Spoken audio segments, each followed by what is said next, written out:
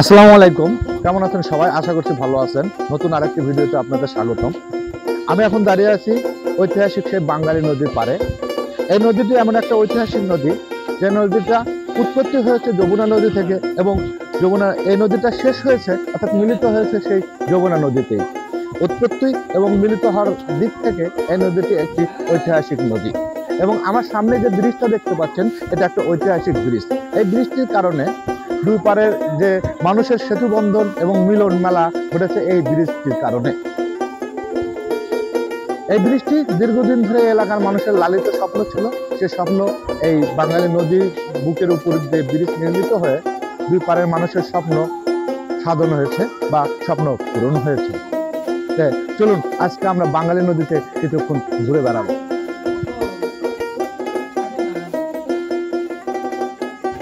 বাঙালি নদীর এই চরের উপর পানি নেমে যাওয়ার পর এখানে অনেক রকমের ফসলি আবাদ, যেমন ভুট্টা। এই যে দেখতে দেখতে আমি একজন রসুন গাছে, আমি তার কাছে এসেছি, তার সাথে দুটো কথা বলবো। তো ভাই, আপনার নাম কি? আমার নাম ফজল আলী মন্ডল। আচ্ছা, এই জমি কি আপনারই? এই জন্য আমারই ভাই। আচ্ছা, সারা বছর কি এই জমিতে ফসল হয়? হ্যাঁ, ফসল হয় ভাই। যখন নদীর পানি আসে তখন কি করেন? তখন ভাই পাট বনি, পাট কাটি। এখন কি ওষুধ লাগাইতেছে? আর ওষুধ লাগাইতেছে ভাই, ভুট্টা লাগাচ্ছি, ভুট্টা আছে সামনে, খৈরা বুনছি।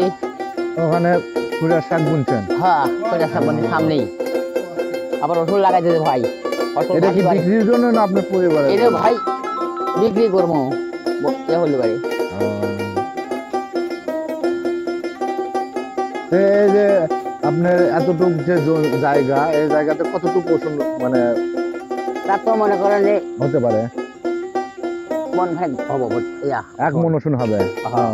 তাহলে মোটামুটি আপনি কৃষি আবাদ করে লাভবান? হ্যাঁ, লাভ হবো।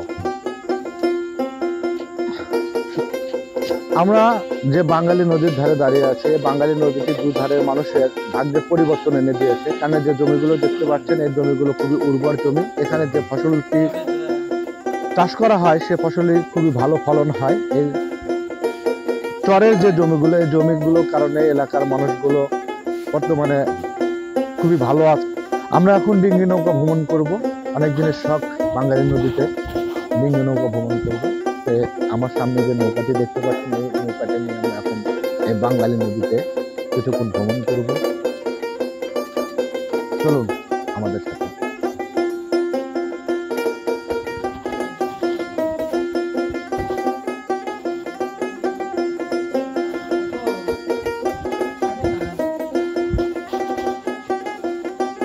বাঙালি নদীতে ঠিক মতো নৌকা চালাতে পারি না, চেষ্টা করতেছি নৌকা ঠিক মতো চালানো যায় কিনা। বাঙালি নদীটি এখন এমন একটা অবস্থায় আছে, দুই ধারে ফসলি জমি, মাঝখান দিয়ে হয়ে গেছে বাঙালি নদীটি। নদীর দুই ধারে ফসলি জমির আবাদ। খুব একটা ভালো নৌকা চালাতে পারি না, চেষ্টা করতেছি নৌকা চালানোর জন্য, খুবই কষ্ট হচ্ছে। অনেকদিন পর এই নৌকাতে উঠলাম, ডিঙ্গি নৌকা। আজকে আমার ভাইনা রনি খুবই ভালো ভিডিও করতেছে, অনেকদিন পর ভাইনা রনির সাথে একটা কাজ করতেছি। খুবই কষ্ট হচ্ছে, কি যে হয়।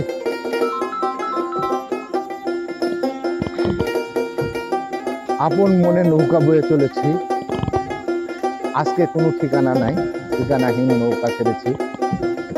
আমার জনম গেল ঘাটে ঘাটে, রাঙা তরি বাইরে আমার, রাঙা তরি বাইরা। বাঙালি নদীর পানিটা খুবই স্বচ্ছ। প্রতিদিন হাজার হাজার মানুষ এই বাঙালি নদীর ধারে যারা বসবাস করে, তারা প্রতিদিন গোসল করতে আসে এই বাঙালি নদীতে। এবং নদীর পানিতে গোসল করার আর অন্যরকম একটা মজা আছে। যারা এরকম নদীতে গোসল করেছেন তারাই বুঝতে পারবেন। নদীর পানি দেখে গোসল করার ইচ্ছা হচ্ছে, কিন্তু উপায় নেই। শীতের দিন পানি দেখলে এমনিতে ভয় করে, তবে নদীর পানিতে গোসল করার একটা অন্যরকম মজা আছে।